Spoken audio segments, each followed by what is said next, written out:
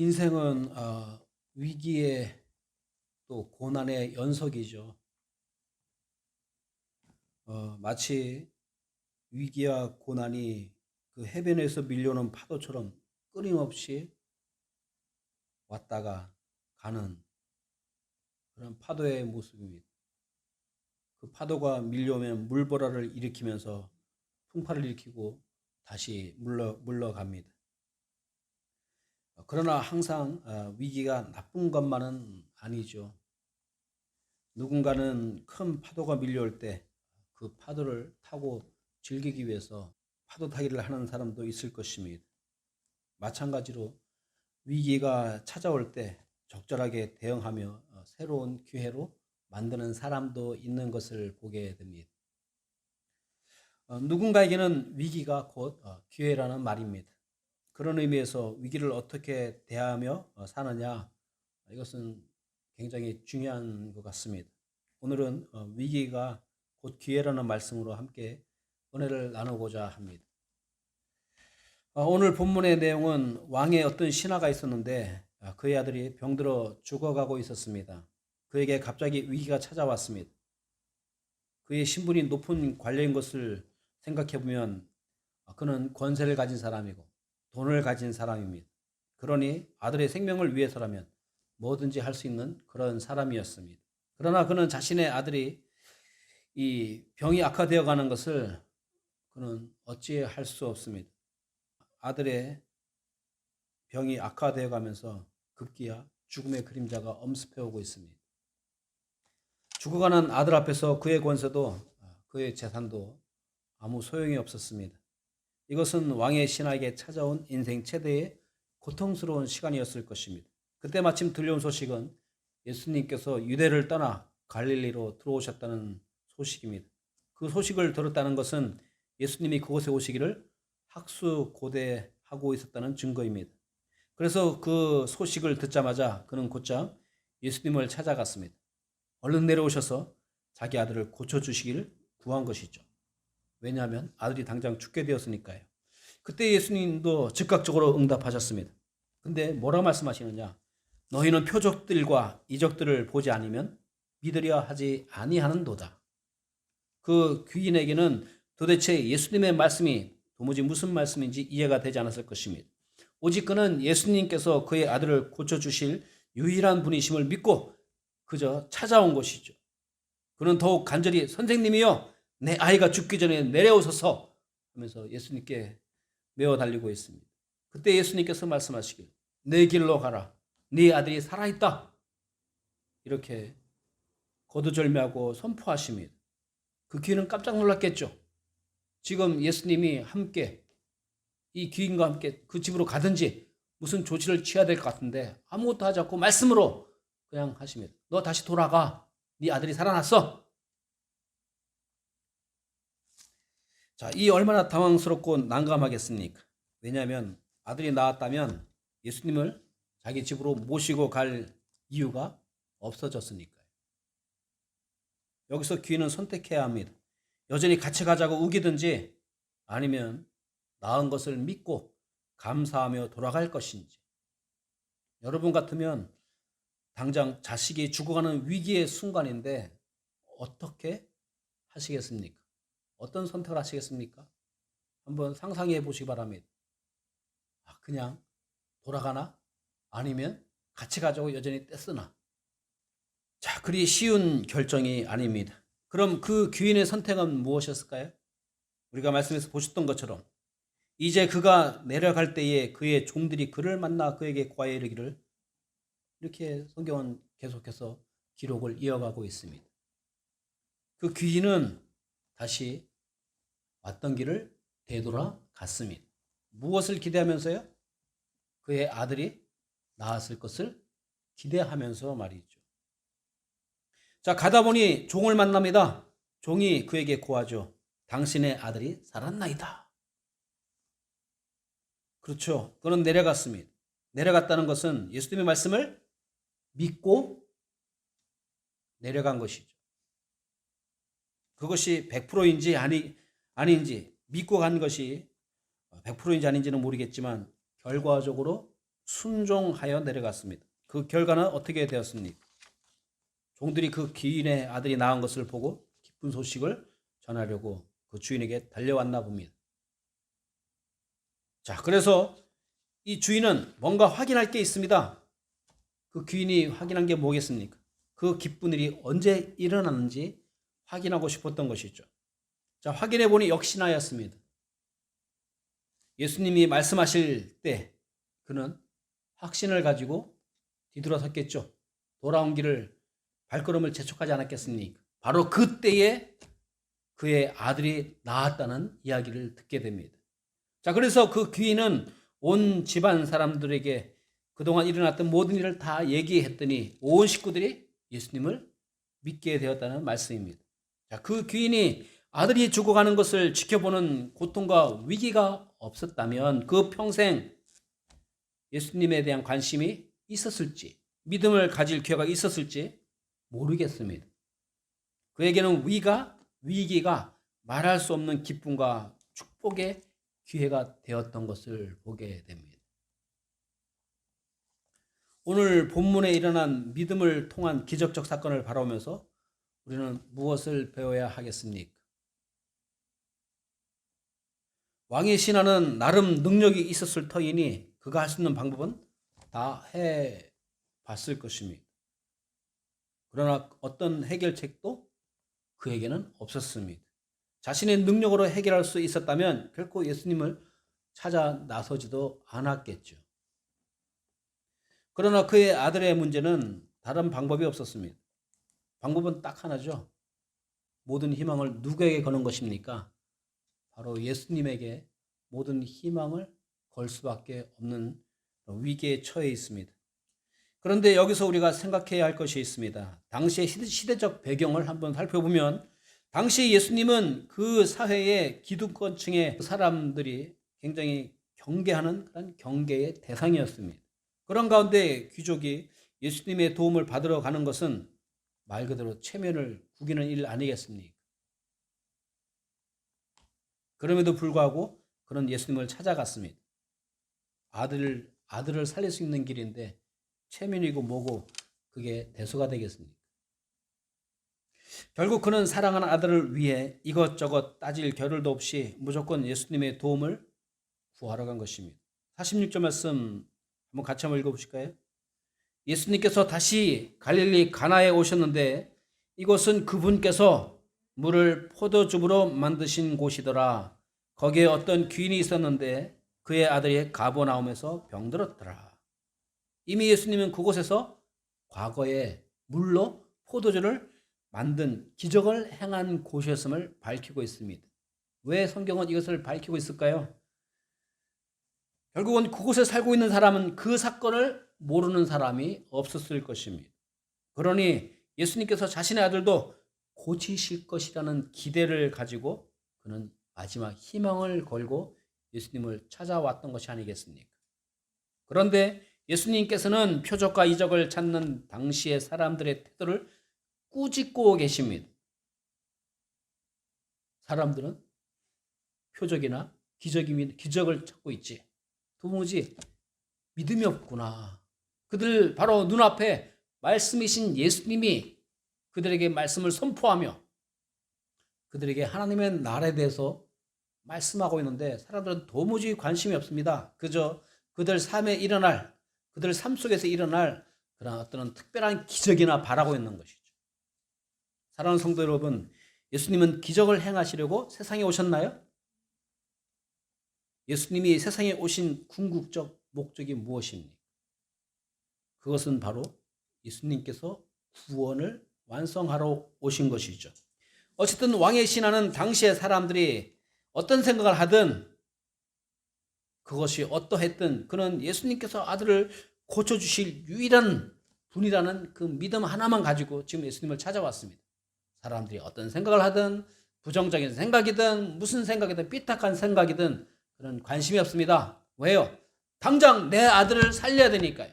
그리고 내 아들을 살릴 수 있는 분은 오직 예수님밖에 없으니 예수님께 온 것이죠. 그러므로 우리가 가져야 할 태도는 무엇입니까? 위기가 닥쳐올 때 예수님을 주님으로 믿는 사람이라면 뭔가 달라야 하지 않겠습니까? 예수 믿는 사람은 위기를 만나면 그것을 가장 먼저 주님께로 가져가야 될 줄 믿습니다. 물론 우리는 먼저 어떤 문제가 있을 때 그것이 과연 내 능력으로 해결할 수 있는 것인가, 해결할 수 없나 먼저 판단할 것입니다. 절대로 내 능력 밖이라면 좌절하기보다는 어떻게 해야 될까요? 물론 내 능력으로 해결할 수 있다면 얼마든지 해결할 수 있죠. 그러나 문제는 절대 나의 능력으로 해결할 수 없을 때 사람들은 좌절하게 되고 포기하게 되는 것이 아니겠습니까? 바로 그때 우리 그리스도인은 어떻게 해야 되겠다고요? 좌절하기보다, 희망을 잃기보다 희망을 주님께 두고 주님께 매어 달릴 수 있는 믿음이 필요한 것이죠. 그런데 그런 절체절명의 위기 속에서 우리가 주님을 믿고 나아갈 수 있는 것이 우리에게는 특권이라는 사실을 여러분 기억하시기 바랍니다. 예수님을 알지 못하는 사람은 주님을 찾을 수 없기 때문이죠. 미즈노 겐조 이야기를 한번 여러분 들어보셨나요? 일본인 미즈노 겐조라는 유명한 시인이 있었습니다. 그는 눈 깜빡이 시인으로 유명했습니다. 초등학교 4학년 때 심한 열병을 앓다가 그만 손가락도 발가락도 움직이지 못할 정도로 나약한 사람이 되고 말았습니다. 말 그대로 식물인간처럼 되어버렸습니다. 그야말로 하루하루 죽을 날만 기다리는 신세가 되고 만 것이죠.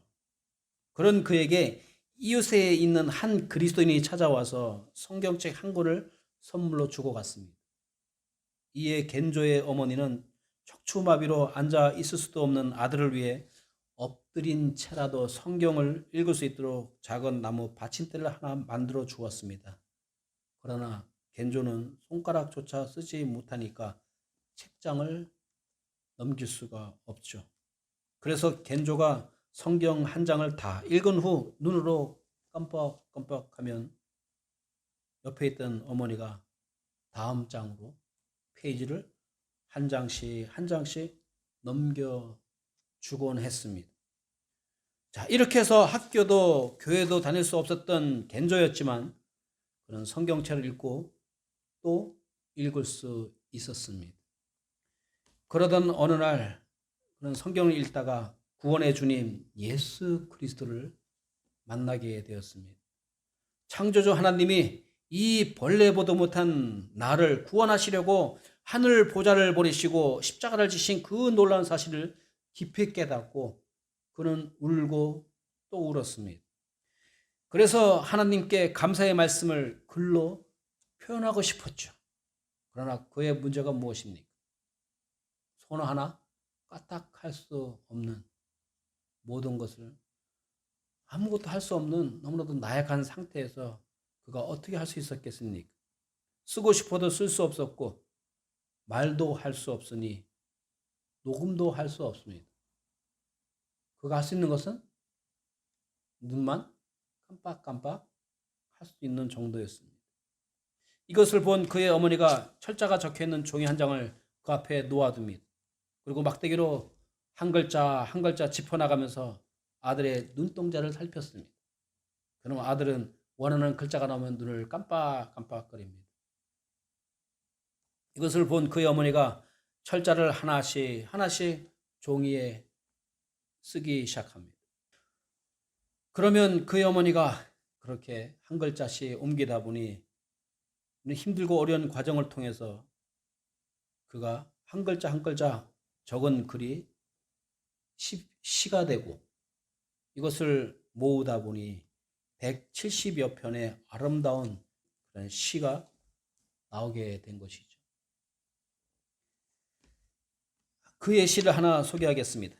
제목은 괴롭지 않았더라면, 만일 내가 괴롭지 않았더라면 하나님의 사랑을 받아들이지 않았을 것을, 만일 모든 형제 자매들이 괴롭지 않았더라면 하나님의 사랑은 전해지지 않았을 것을, 만일 우리 주님이 괴롭지 않았더라면 하나님의 사랑은 나타나지 않았을 것을.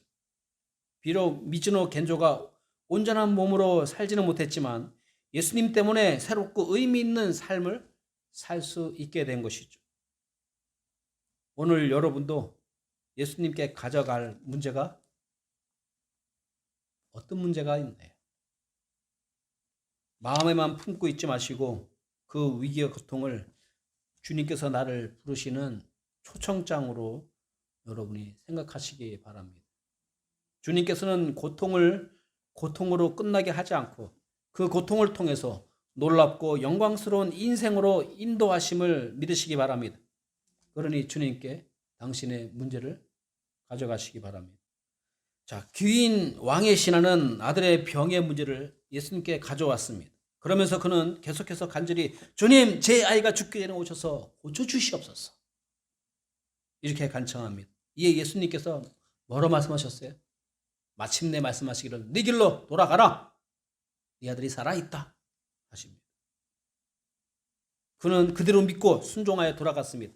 가서 보니 정말로 예수님의 말씀을 믿고 돌아서는 바로 그때에 아들이 나았음을 그는 확인할 수 있었습니다. 이것이 계기가 되어 온 가족이 다 모두 예수님을 믿게 된 것이죠. 이 시대는 모든 것이 불확실합니다. 안심하고 믿을 게 별로 없습니다. 그래서 갈수록 사람에 대한 신뢰도는 깨지고 우리 사회는 갈등만 난무하고 있는 것 같습니다. 이번 코로나19로 인해 지구촌이 어려움을 함께 겪고 있습니다. 선진국이라고 해서 코로나19에 안전한 것이 절대로 아닙니다. 오히려 우습게 여기다가 큰 코를 다친 격입니다. 사람의 최첨단 과학과 기술도 믿기 어렵습니다. 이런 시대에 무엇을 믿고 살아야 하겠습니까? 이런 때일수록 우리 그리스도인은 하나님의 말씀에 대한 관심을 더욱 가져야 될 때임을 여러분 기억하시기 바랍니다. 왜냐하면 성경은 우리의 영적 삶의 기준이 되기 때문입니다. 세상에 변치 않는 진실은 오직 하나님 말씀밖에 없다는 사실을 기억하시기 바랍니다. 우리에게 찾아온 위기를 극복하면 뭐가 옵니까? 바로 기회가 오는 것이 아닙니까? 성도가 위기를 극복하는 방법은 바로 하나님의 말씀을 의지하는 것임을 믿으시기 바랍니다. 여러분은 하나님의 말씀을 얼마나 잘 의지하는 편이신가요? 과연 나는 하나님의 말씀을 의지하며 살고 있는가? 하나님에 대한 온전한 믿음이 있는가? 아니면 내 생각대로 살고 있는가? 하나님의 뜻대로 살고 있는가? 내 생각대로 살고 있는가? 여러분이 대답이 어떠하든지 상관없습니다. 왜냐하면 앞으로 더욱 우리가 하나님의 말씀을 의지하며 어떠한 위기가 찾아오더라도 하나님의 놀라운 은혜와 축복을 경험하는 기회가 될 수 있기 때문이죠. 그러니 우리가 정말 위기 속에서 하나님의 말씀을 붙들고 하나님께 지혜를 구하여서 하나님의 은혜와 축복 가운데 그 문제가 해결되었을 때 오히려 우리는 새로운 삶을 살게 되었음을 감사하면서 다른 사람들에게도 간증할 수 있지 않겠습니까? 위기를 하나님께 의지함으로 더 하나님의 축복을 누릴 수 있는 기회로 삼으시기 바랍니다. 함께 기도하시겠습니다. 찬양과 존귀와 영광을 받으시기 합당하신 하나님 아버지, 주님의 은혜를 인하여 진심으로 감사드립나이다. 저희들은 어리석고 미련하여서 내 생각대로 살려고 할 때가, 내 능력대로 살려고 할 때가 얼마나 많은지 다 그것을 헤아릴 수가 없습니다.